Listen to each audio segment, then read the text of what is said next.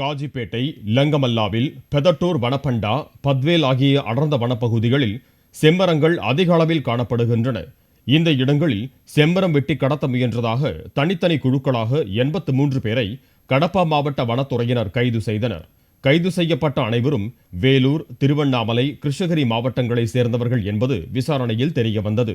அவர்களிடம் இருந்து 65 லட்சம் ரூபாய் மதிப்புள்ள 42 செம்மரங்கள், 4 வாகனங்கள், மரம் வெட்டுவதற்கான உபகரணங்கள் பறிமுதல் செய்யப்பட்டன.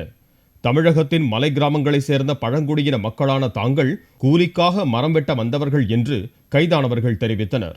தங்கள் பகுதியில் வேலைவாய்ப்புகள் இல்லாததால் மரம் வெட்ட வந்ததாகவும் அவர்கள் தெரிவித்தனர். ஒரே நேரத்தில் தமிழகத்தை சேர்ந்த கூலி தொழிலாளிகள் 83 பேர் கைதாகி இருப்பதும், அவர்கள் மீது ஆந்திர வனத்துறையினர் செம்மர கடத்தல் வழக்கு பதிவு செய்திருப்பதும் பரபரப்பை ஏற்படுத்தியுள்ளது.